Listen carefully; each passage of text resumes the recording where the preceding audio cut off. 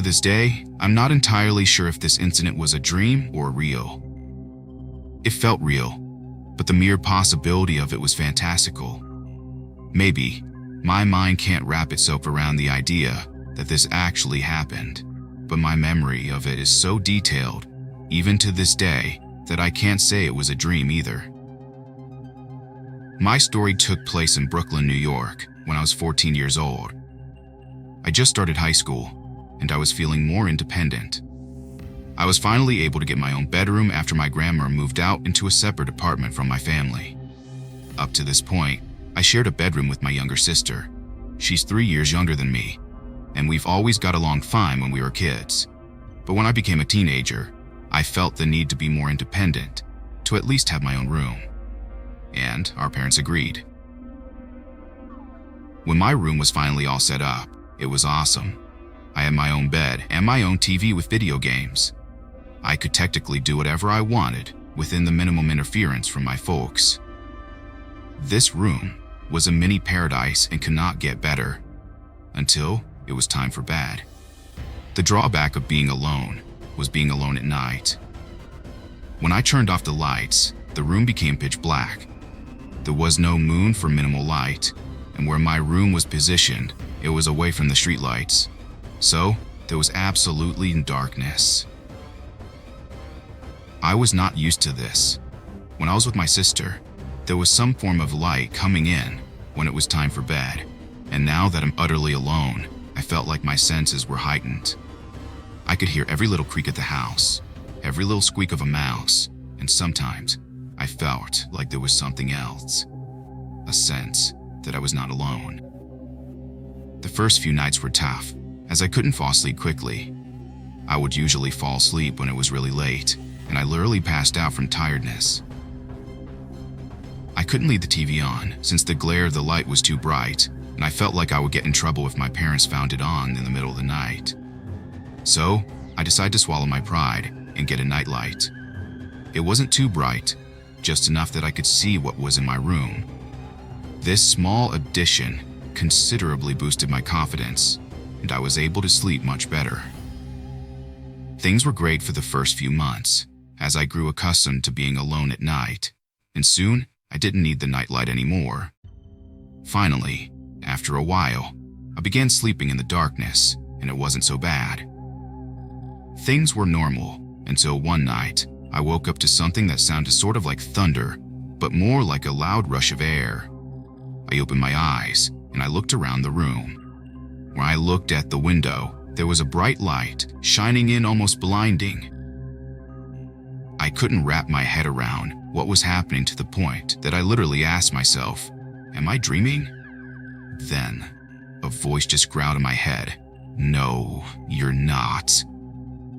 The bright light went away, and I looked around frantically for what the hell could have made that freaking voice. Typically, if that would happen, I would have hidden under my sheets, but this time was different. I was more perplexed and curious than scared. I walked out of my room and looked down the halls, and I noticed my sister's bedroom door slightly open. I peeked in, and a cold shudder went down my back. The unbelievable was happening as I looked at my worst nightmare coming true.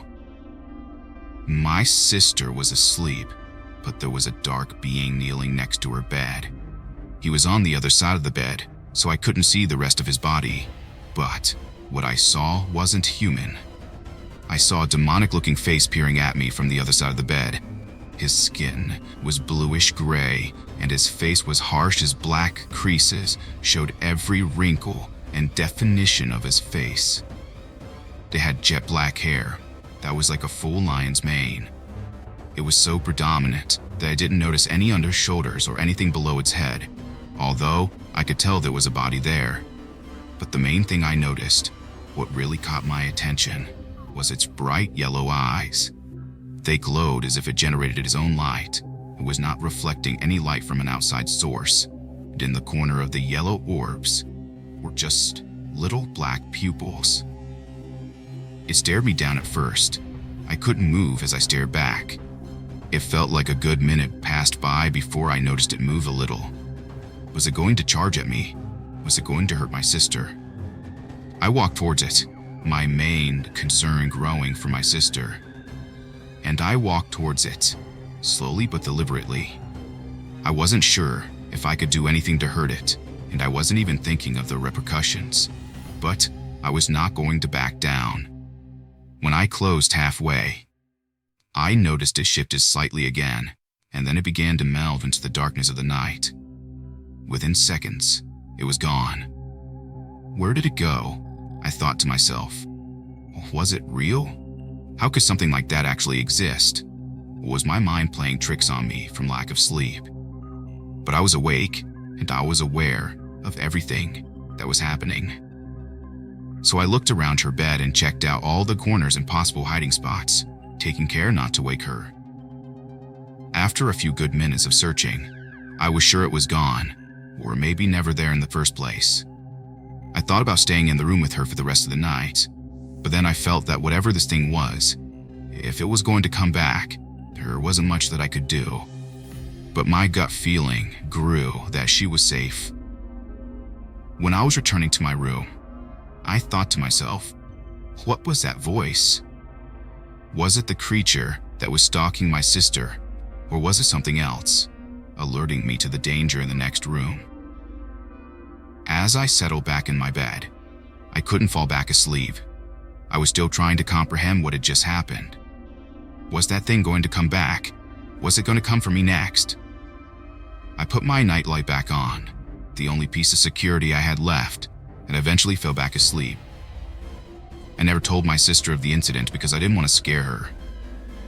That thing never came back, although my sister seemed to develop a spiritual sensitivity to her surroundings.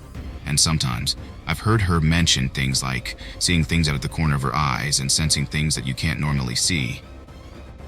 Now that I'm an adult, I have 2 toddlers of my own and I love them dearly, and would do anything to protect. I've never told my wife about the incident with that thing when I was a teenager. It's not from fear that she wouldn't believe me, but more she does. I doubt she would ever get a good night's sleep again. So, I have kept my little secret to myself. But now whenever I wake up in the middle of the night, I don't fall back asleep without checking in on my sleeping children. I have to make sure there is nothing evil lurking in their rooms at night.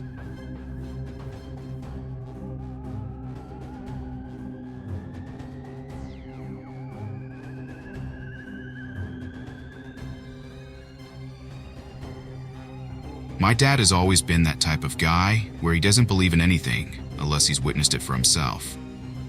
He's a pretty macho guy and isn't into all that fairy tale and ghost nonsense. Yet, that all changed for him one day. It was about 2:30 in the afternoon when my dad came home. He works the night shift at the old Reno prison. He says it's a pretty laid-back job for the most part. He will usually drive around the prison in one of the guard trucks or keeps in the watchtower.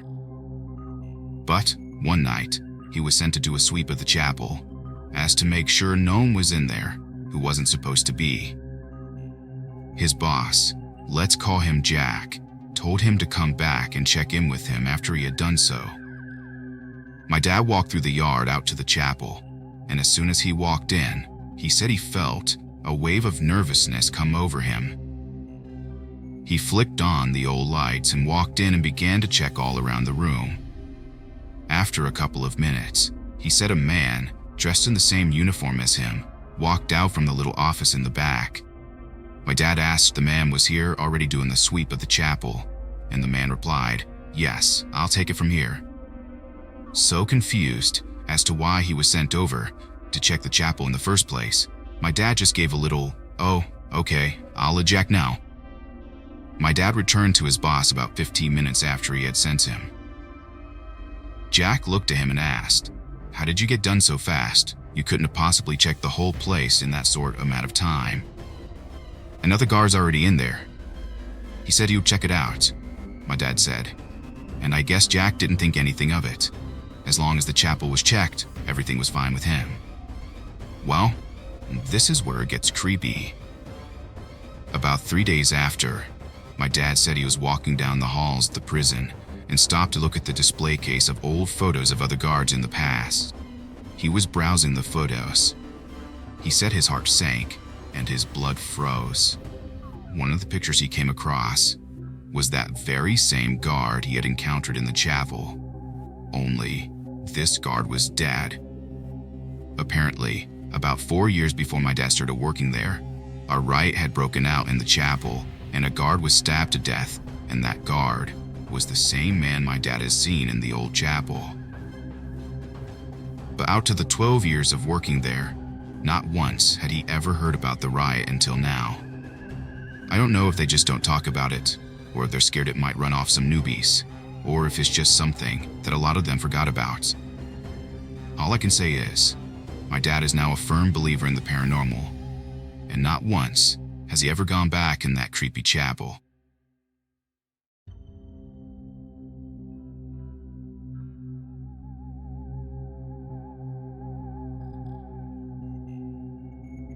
Let me start by saying, I'm a 20-year Army veteran, having enlisted in the late 80s. For the most part, I have been trying to come to terms with what happened to me, only to be unable to come to any comprehension. Let me start at the beginning of what has haunted me for the last 15 years. In the mid-late 90s, I was deployed in the Balkans. The Bosnian conflict was winding down, and the things were trying to normalize in the region. My unit was assigned to a group of UN investigators who were looking to verify accounts of war crimes that have taken place during the conflict itself. We were joined by a group of British soldiers who, like my unit, would act as security and protective detail for the investigators. For the first 5 weeks or so, things progressed normally. Well, as normal as can be expected from a war-torn country. On the third day of week 6, we received information that a small village nestled in the high country in the shadows of Vlasic Peak. We mounted up and prepared for a 4-vehicle convoy to move out. As we drove on, the atmosphere was calm and we were talking animatedly about our cars. The lead vehicle took a slow turn onto a heavily rutted and pockmarked road off the main road we had been traveling. Almost instantly, the air felt dense, oppressive, for a lack of better word, as our talk changed to what would soon have to deal with. Having seen the desperation and despair those who unfortunately lived here had to deal with, we tried very hard to be sympathetic to their plight, by not being as boisterous as we had moments before.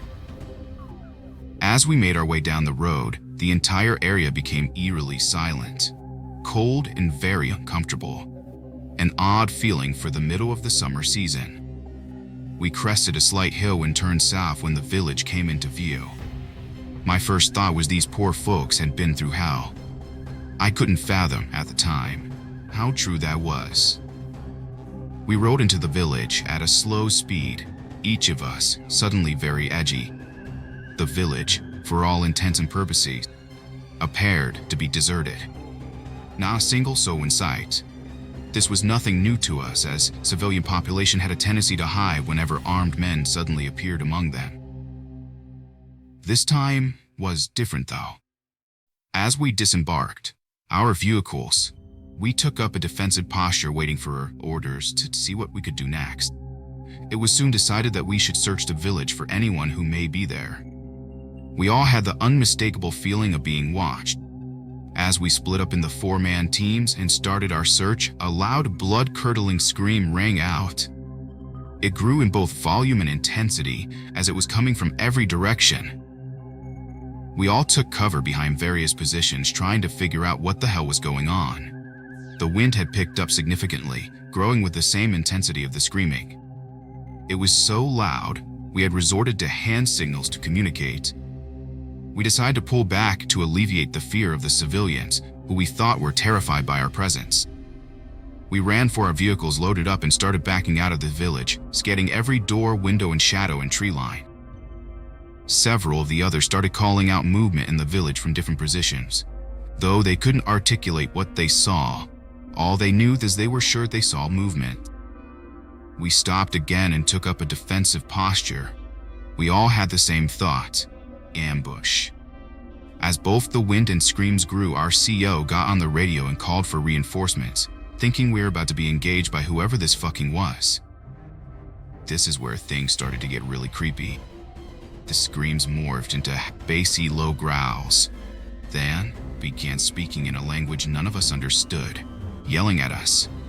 Our CO, a man I'll call Adams, immediately ordered us to get back in the vehicles and get the fuck out of there. As we tore ass out of the village heading back towards the main road, the lead vehicle came to a halting stop. We were about a half mile from the village when a sergeant in the lead vehicle started yelling for Adams to come up there. Adams ordered us to wash the rear and our flanks before I saw him leap out of the vehicle in front of me. He ran forward and was gone for several minutes before coming back into view, yelling for me to follow the other vehicles and to not stop for anyone or anything. As he had done into this vehicle, he peeled out, cutting hard to the right, leaving rooster tails and dirt mike rocks from the soft shoulder. As I followed his lead, I glanced to the left to see what had obstructed the road. Something I regretted doing. Placed across the road in a row were severed heads of approximately 70 people, men, women, and children. I could hear Adam screaming over the radio to command, relaying that we had seen or drove for several miles before stopping to meet up with 2 platoons that had been sent to our side. Adams got out and spoke with the officers in charge, and it was agreed that the investigators and several men would get the hell out of there while the rest of us would go back and engage the enemy. Air support was en route and would be there momentarily, so as we turned around and drove back towards the village, Adams relayed exactly what positions we would take up. We stopped just shy of where we had the encounter. We stopped just shy of where we encountered the decapitated heads. We all got out of our vehicles, took our positions, and waited for further orders. We were soon moving forward on foot with 3 Humvees with mounted 50s slowly following our lead. When we got to where the heads had been, we all stopped. There was nothing there. No physical evidence of anything having been there. No severed heads, no blood, nothing other than our tracks in the soft shoulder. Adams and the other 2 officers began to argue when someone called out in the tree line. Everyone peered into the trees, our weapons all at ready high, preparing for a firefight. There was a sudden maniacal laughter, taunting and cruel nature. Then we saw them. 2 glowing red eyes, just staring at us. Then they vanished after a few moments. To say we were scared shitless was an understatement. Just as we were about to get the hell out of there, 2 hellos slid over us to fast ropes dropped both sides, and 2 Hueys, a group of about 20 men, all dressed in black utilities and very heavily armed. All but 3 of them went straight to the tree line and disappeared into the bush. The 3 who stayed behind walked over to Adams and the 2 other officers. They carried an air of authority with them as they called us up from the officers. After a brief summary of what happened, the one who seemed to be in command ordered the 2 reinforcement officers to take their men and the 3 Humvees back to the main road and await for our return. He then looked pointedly at the other 2. One I can only describe as a monster, a man who stood well over 6 feet tall. He was shouldered, with obvious huge muscles, and the other 6-foot Native American before turning us back. I watched as the 2 walked several circles around the area we had pointed at having severed heads. I could hear one talking to us about examining the road, and it captured my full attention. They seemed to be smelling the road and surrounding area, almost a way to pull a bloodhound would. This was really weird. The tall one, with Slavic features, whistled as their commander turned to face him and give him a thumbs up. The commander told us to follow him, and he proceeded to walk over to the other 2 who fell in beside him, and they continued up the road towards the village. "Don't go near the spot you said those heads were." Chiba. He didn't even turn around. He just kept walking. None of us wanted to get involved with whatever was back there, but these guys would not take no for an answer, and had in fact threatened to shoot any of us if we didn't do exactly what he said. By the time we reached the village, the civilian's body had been placed side by side in front of a building. The rest of the strange unit was moving through the village in odd formations, swerving this way and that, until they would charge in again. As we were telling him, a large convoy pulled up and many men dressed in fatigue started assembling, while a British two-star shouted orders while several people wearing only what I could describe as hazmat suits moving towards the bodies of the villagers. The two-star walked over and just stood behind the guy we were talking to. Once we had told him everything and they were going over it several times, we dismissed it and we were told to go back and to say nothing of this event. I thought that odd. Not the encounter, but the event itself. I don't know about the others, but I have never spoke of what happened. Life for me returned to normal, yet always in the back of my mind lingered what I experienced. A few years later, we were just starting the invasion of Iraq. While on deployment, I bumped into new Colonel Adams. He spoke briefly about parting ways.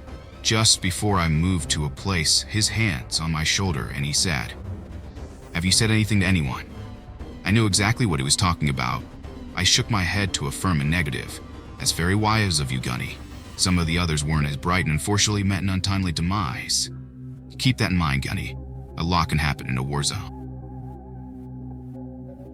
The smile he gave me was so menacing and feral that I barely slept from that day on. I looked up Adams and the few others I could remember from this event. I learned Adams had died 3 years ago and did no further digging. I retired from the army after my enlistment was up.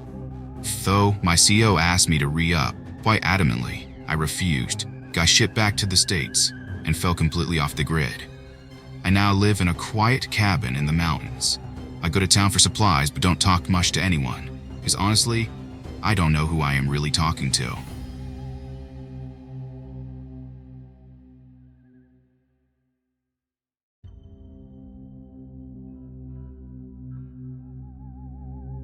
For the past 10 years or so, I've been having some dreams that partially or totally end up happening in real life. At first, they were silly, trivial things. The first one I had was back in early 2007. I was just finishing up middle school, and my sisters and I were semi-obsessed with Disney Channel shows. My dream was a harmless, hanging out with celebrities dream. That particular dream featured the Sprouse twins from That Sweet Life. In the dream, I walked into a room where they were wearing fake muscle suits, one in red and one in blue, and flexing in the mirror. I was confused and asked, "What are you guys doing?" And they whirled around quickly and said, "Nothing." A couple of months or so later, an episode came out where they became superheroes in red and blue muscle suits. Unfortunately, I hadn't taken down to writing down my dreams until after this incident, so I don't have any proof that I dreamt it before it happened. Another one was a vague dream about spending the day with a guy, walking around, talking, and having fun. I didn't remember his face when I woke up, but I remembered his hair. He had a very pronounced cowlick at his forehead, and how it felt to hug him at the end, and how it felt all real. Literally 2 or 3 months later, I ran into a friend of mine in a local amusement park. We were both there for school field trips, but for completely different purposes, and from schools 3 hours apart. I ended up hanging out with him for the whole trip until I had to leave. When I hugged him goodbye, my dream flashed into my mind. This trip was exactly the same as my dream, down to his hair and the hug. On the bus ride home, I stared at the window in shock. This one is documented in my journals, and I still get goosebumps when I think of it. The dream took a turn for the unexpectedly dark sometime later. My sisters, Michelle and Lizzie, and I made friends with 2 English kids through a writing website Lizzie and I used. These 2 kids were really goofy and funny, and after talking with them for a while, they told us that one of them, I'll call Mike, had a cancer that was in remission. A while later, they revealed that his cancer was back, but Mike was going in for treatment again. Cue the dream. I dreamt that my sister and I went to visit them across the pond. I hung back with Mike's mom while everyone else played in the yard. I asked her about Mike, how he was doing. Quietly, she told me that this time, the cancer was terminal. He wouldn't make it. Got the same news in real life a couple of months after that. P and Lizzie were really good friends, so she took it hard. I think she still writes Dear Mike at the beginning of her journal entries, and it's been almost 6 years. I started to recognize the dreams that are potentially real, and I had one 2 nights ago. In the dream, a friend of mine was crying. At first I didn't know why, and she didn't tell me, but then I realized her baby bump was gone. She had lost her child. I hugged her tightly for a long time before I woke up. Right now, my friend is 5 months pregnant and due in July. I'm praying that I'm wrong about this dream. Did anybody else ever dream things and then they become real? I can't be the only one that's ever had this experience. They don't call things deja vu for no reason, right?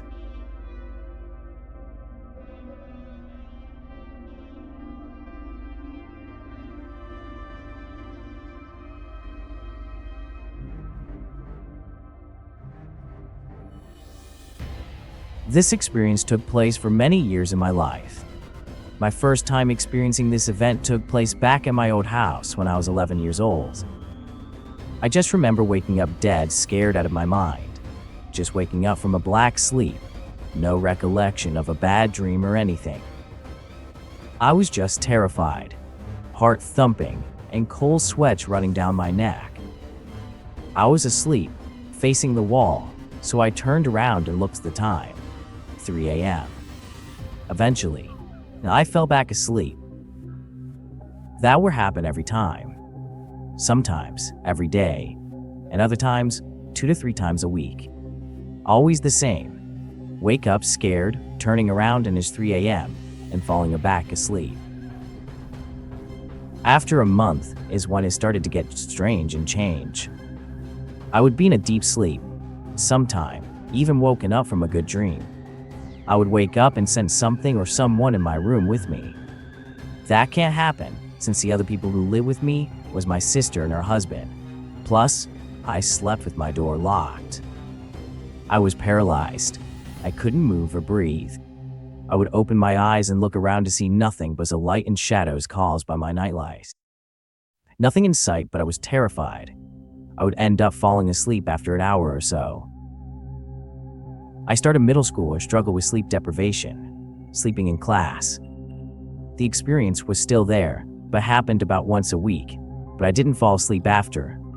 I would stay up, but still felt the presence of another in my room, sitting somewhere in the shadows. I just turned 15, and I haven't had this experience in weeks. It was 8th grade prom, and me and my girlfriend decided that she wanted to spend the night with me. We were both asleep in my bed, when my eyes opened up to someone turning on my light switch. I couldn't breathe and it felt like someone was sitting on my chest. My eyes twitched from side to side, trying to see what's going on. I couldn't move or scream. I just remember my ex-girlfriend's hand in my hand. I was squeezing her hand trying to get her attention, with no reaction. I began to look around and I noticed a spiky human-like shadow creeping towards me from my closet a few feet away. I couldn't do anything but watch this ghost approach me. I just remember the terror I felt that night. Blood, cold, disastrous fear.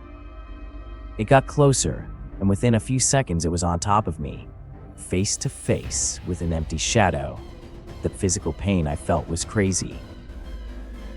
While the shadow was on top of my chest, I opened my eyes to see the thing look up towards my locked door and jump up. The thing gets up and goes flying through the door. It was like it was startled and wanted to see what was going on. After that night, it all stopped. No more 3 a.m. random wake-ups anymore.